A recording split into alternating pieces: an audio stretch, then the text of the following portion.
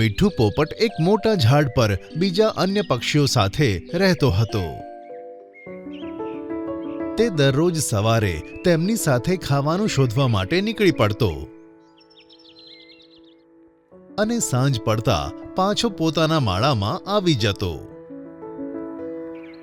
મારે દરરોજ આમની સાથે જવું પડે છે અને તડકામાં ખાવાનું શોધવું પડે છે.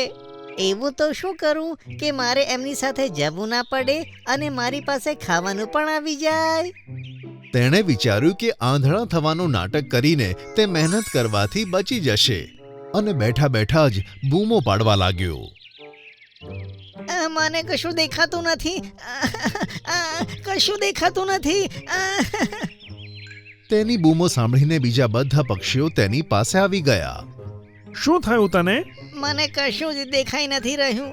આજે સવારે મેં સૂરજ ઉગતા જોયો એટલે જ કદાચ આવું થયું હશે. તેમ પડવા લાગ્યો. સૂરજને જોઈને કોઈ આંધળું કેવી રીતે થઈ શકે? ખબર નહીં, પણ મને કશું જ દેખાઈ નથી રહ્યું. હવે હું મારા ખાવા પીવાની વ્યવસ્થા કેવી રીતે કરીશ?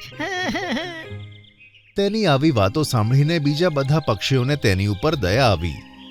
ત્યાં જ ટીનું ચકલી બોલી, મીઠું, તો જરાય ચિંતા ના કરીશ.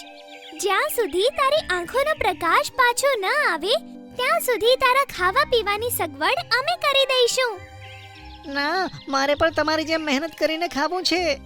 અમને ખબર છે કે તને મહેનત કરવી ગમે છે, તેથી જ્યાં સુધી અમે પાછા ન આવીએ ત્યાં સુધી તું માળામાં પડેલા ઈંડા અને બચ્ચાઓની સંભાળ રાખ. ત્યારે તો તને ખોટું નહીં લાગે ને? પણ આ તો આંધળો થઈ ગયો છે, તે આપણા માળાઓની રક્ષા કેવી રીતે કરશે? તેને બેઠેલો જોઈને બિલાડી આપણા માળા સુધી નહીં આવે, કારણ કે તેને નથી ખબર કે મીઠુંને દેખાવાનું બંધ થઈ ગયું છે. જો તમે તમારા માળાઓની રખેવાળીનું કામ કરવા મને આપશો તો હું કરીશ. આ બધી વાતો બિલાડી છુપાઈને સાંભળતી હતી.